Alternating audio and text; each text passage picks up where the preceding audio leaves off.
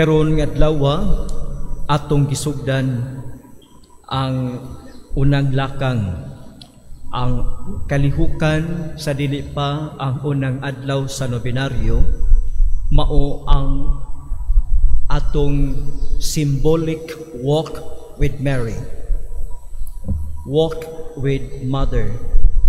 And if we walk with a mother, we are assured that there is protection along the way and there is sure destination. Walk with Mary. Naglakaw kita, kuyog ang mahal nga Birhen Maria. Gikuyogan kita sa atong inahan, aron kining atong paglawig, mahidangat kayod kita sa atong padulngan, nga mao ang puloy-anan sa atong langitong Amahan, din kita makighiusa sa Santissima Trinidad, sa Amahan, sa Anak, og sa Espiritu Santo, og sa tanan nga mga pinili sa Dios sa iyang wala na ipagkatapos nga kingharian. Walk with Mary. Sa atong gihimo nga walk with Mary, sigurado kita nga makatultol gayud kita o mahidangat kita sa atong padulngan, tungod kay ang una nga nakadawat, ang una nga nakaila, ang una nga nakakita, ang una nga nakahikap, nakagunit, o ang unang nagmatuto sa atong Ginoo, walay lain ang iyang inahan. Og sugod sa pagpanamkon sa mahal nga Birhen Maria kang Jesus, nasabtan na niya ang lihok ni Jesus. Nasabtan niya ang kabubuton sa Dios. Og padayon siya nga namalandong sa kabubuton sa Dios. Bisan human na mataw si Jesus, bisan teenager na si Jesus, bisan si Jesus nagsugod na sa iyang public ministry, o hangtod sa kamatayon ni Jesus dito sa Kalbaryo, nasabtan sa inahan. Padayon siya nga namalandong sa kinabuhi ni Jesus o sa iyang papel isip usa ka inahan. So, if we found Mary, we are sure we find Jesus. Kanuman, sa tanang mga tao sa tibuok kalibutan, si Maria ang unang nakakaplag kang Jesus. O kining maong Jesus, gipapuyo sa mahal nga inahan, diha sa iyang taguangkan, sud sa siyam ka mga bulan. Og sud sa siyam ka mga bulan, ang mga lihok ni Jesus nasabtan sa mahal nga Birhen Maria. Of all the people in this world, Mary ang nakaila pag-ayo sa iyang anak nga si Jesus. Busa kita nga mga nagdibuson sa mahal nga Birhen Maria, kita dalhon sa inahan ngadto sa iyang anak nga si Jesus. Walking with Mary, we are sure that we can reach Jesus.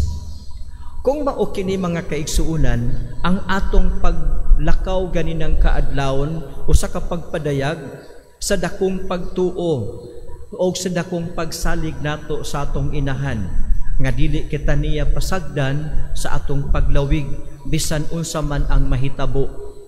Usahay hinay kita sa atong paglawig with Mary. Usahay paspas kita, usahay nabugatan kita sa atong paglawig uban sa atong inahan.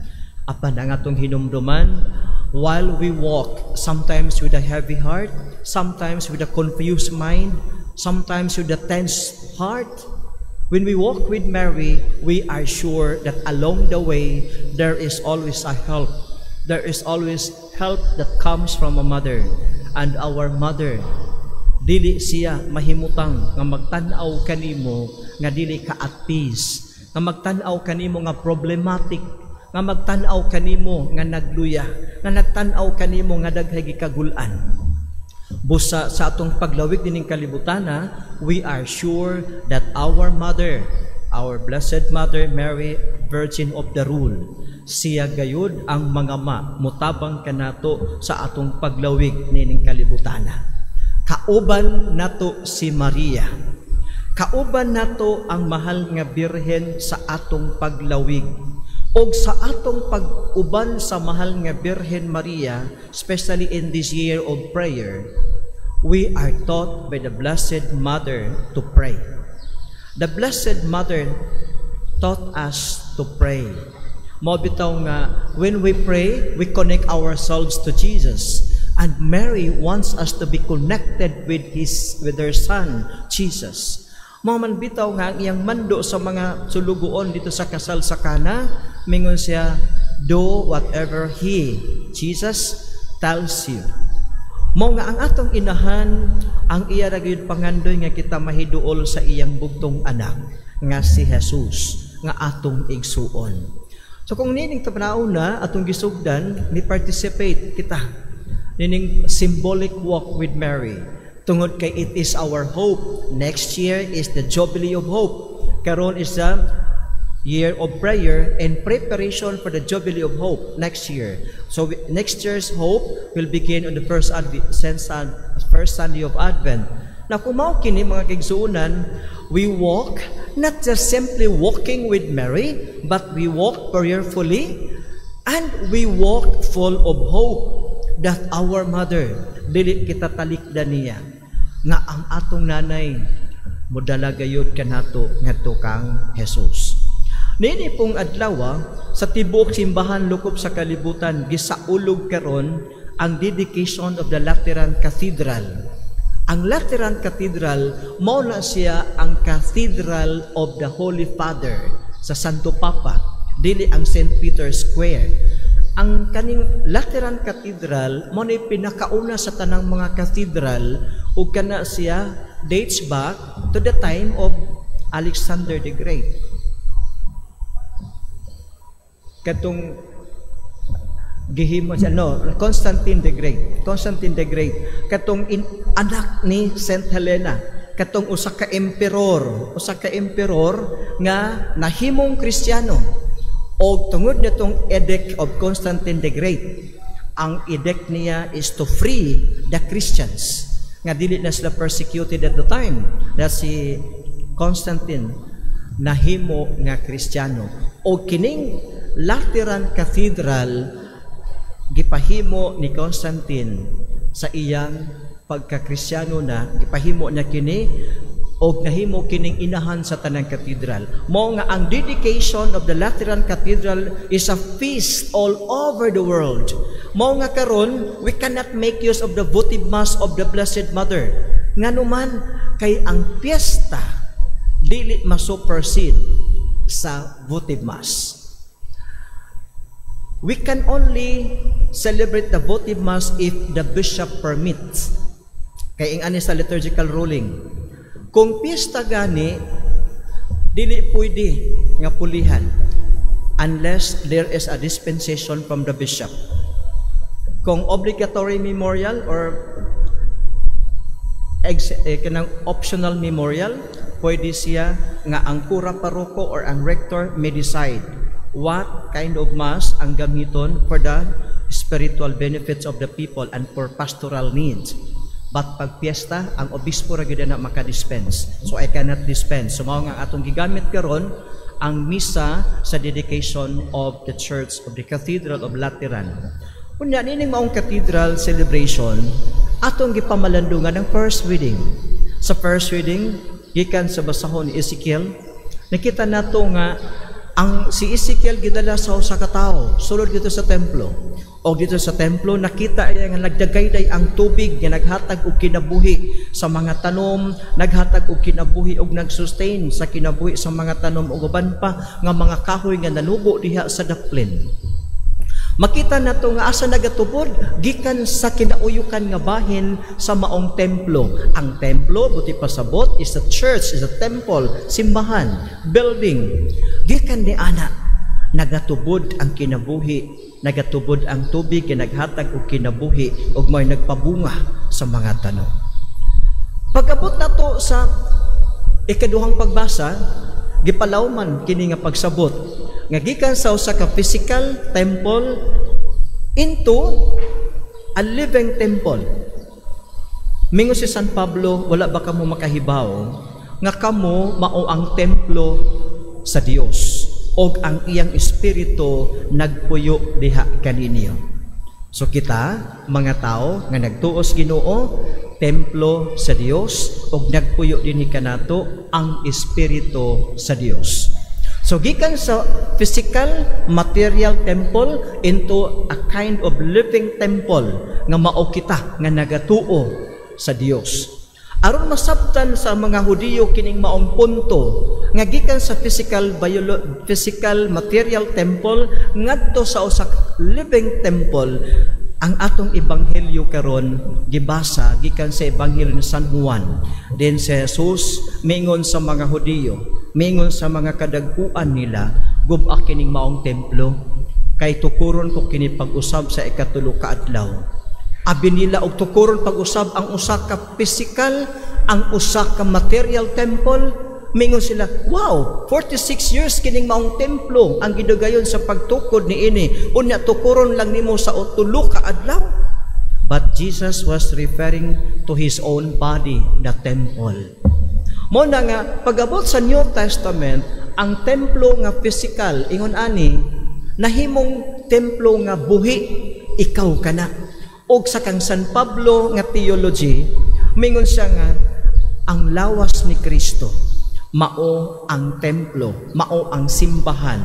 Diin kitang tanan nga mga nagtuo nahisakop og kining maong simbahan, lawas ni Kristo. Remember, ikaw ug ako templo sa Dios, o kitang tanan gihiusa diha sa usa ka lawas ni Kristo nga gitawag nato og simbahan. Busa sa simbahan anaa ang Espiritu Santo, kay ang simbahan mao ang templo sa Dios. Na kung ingon niini nga ang kitang mga tawo nga nagtuo sa Ginoo templo sa Dios, hinumduman nato sa wa pa ta mutuo ang mahal nga Birhen Maria nituo ahead of us. Sa wa pa ta mahimong templo sa Dios, ang mahal nga Birhen Maria nahimong templo sa Dios. Aton tan-awon, unsa may naa sa temple when we go to the Old Testament, unsa naa sa templo? The covenant with God. The covenant between God and His people. And what is that covenant? The 10 Commandments nga gibutang diha sa usa ka kahon nga gitawag og kahon sa kasabutan or arka sa kasabutan. Gibutang diha ang kasabutan. Sa New Testament, ang kasabutan dili na gisulat sa bato. Ang kasabutan dili na katong 10 Commandments. Ang kasabutan sa New Testament mauna si Jesus, ang bugtong anak sa Dios. O kining kasabutan gibutang diha sa tabernakulo nga mao ang taguangkan sa mahal nga Birhen Maria, o kining maong tabernakulo gibutang diha sa templo sa Dios. Sama nga ang tabernakulo sa Old Testament gibutang sa templo nga hinimo sa kahoy. Ang New Testament nga kasabutan nga si Jesus gibutang sa arka nga bulawan nga mao ang taguangkan sa mahal nga Birhen Maria, o kining maong taguangkan gibutang sa usa ka templo nga mao ang lawas ni Maria. Diba? Ingon si Saint Paul, ikaw, ako, kitang tanan templo sa Dios. Og dinhi kanato nagpuyo ang Espiritu sa Dios. Si Maria, sa diyang gipahibalo siya sa anghel. Unsa ingon sa anghel ngadto kang Maria, mukunsad kanimo ang Espiritu Santo og magpabilin ang gahom sa Dios diha kanimo. So si Maria nahimong pinuy-anan sa Espiritu Santo. Unsa ingon ni San Pablo sa atong second reading karon, kamo mao ang templo sa Dios og nagpuyo diha kaninyo ang Espiritu sa Dios. Si Maria templo sa Dios, si Maria tabernakulo sa kasabutan sa Dios, si Maria gipuy-an sa Espiritu Santo, mao nga mikunsad kaniya ang Espiritu Santo og nagpabilin ang gahom sa Dios diha kang Maria. Si Maria, sa wala pa kita mutuo, sa wala pa kita mahimo nga templo sa Dios, ang mahal nga Birhen Maria nahimo ng templo sa Dios.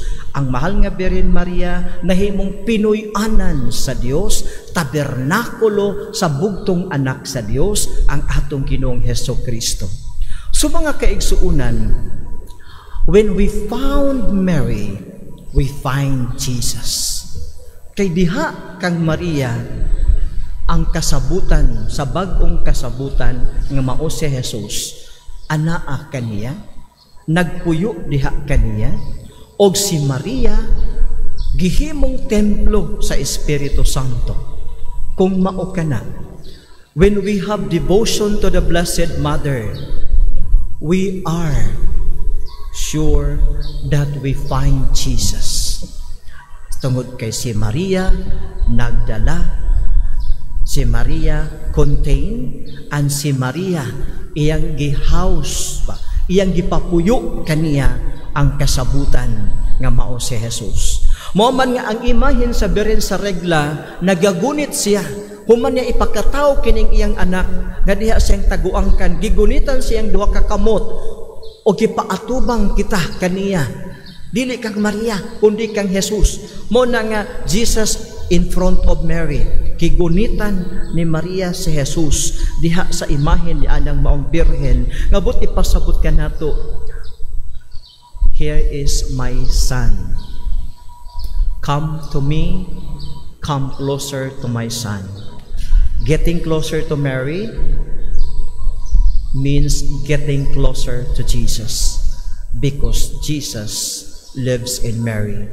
Mary holds on Jesus, and Mary presented to us Jesus, her son. So mga kaigsuunan, nining pagsaulog na to, nining templo, nining Lateran Temple, Lateran Cathedral, atong hinumduman nga diha sa templo nagadagayday ang tubig. Sa New Testament o sa kanang templo, kita nga mga nagtuos Ginoo, kita diha nga nanahisakop sa simbahan, ug ang templo diha nagagikan ang tubig. Asaman si Maria, templo ni Jesus, templo sa Espiritu Santo, templo sa Amahan, kay ang Dios nagpuyo diha kang Maria. Og kung sa Old Testament, sa physical temple nagadagay ang tubig nga naghatag og kinabuhi, diha gikan kang Maria nga templo sa Anak, sa Amahan ug sa Espiritu Santo, nagadagay ang tubig nga naghatag kanatong kinabuhi walay katapusan. Kinsa kanang maong tubig kanang iyang gigunitan, ug ang Espiritu Santo nagapadagay niya nganhi kanato. Mo bitaw nga sa pagkamatay ni Jesus, gidunggap ang iyang kilid, bidagayday ang dugo og tubig. Mahigsuon, salvation gikan sa Dios, pinaagi kang Maria. Midagayday ang salvation gikan sa Dios, pinaagi kang Maria. Diha kang Maria nga templo sa Dios, midagayday nga ni kanato ang kaluwasan, kay anaa kaniya sa Jesus ang kaluwasan. Busa kita nga nagampo, kita nga nangandoy og kaluwasan, magdibusyon sa mahal nga Birhen Maria. Kay nga numan, nganong minggo man ta nga magdibusyon ta, pwede ba nga moderitso na lang tas Ginoo? Pwede good, pero hinumdumi ang Ginoo sa iyang pag-anhi kanato, pwede man po siya moderitso, apanwa siya moderitso, niagi siya kang Maria. Kita dili man ta Dios, dili man ta Ginoo, nganong moderitso man ta kaniya, nga ang Ginoo gani miagi kang Maria, ikaw nga tao moderitso kas Ginoo, agi ka kang Maria. Ingon nga ang Dios miagi kang Maria, kita nga mga nagdibuson, mga anak sa Dios, muagi kang Maria, aron sure kita mahidangat ngadto kang Jesus nga atong lintunganay, atong adtuan, atong dangatan, atong padulngan. Sigurado kita nga makaabot when we walk with Mary.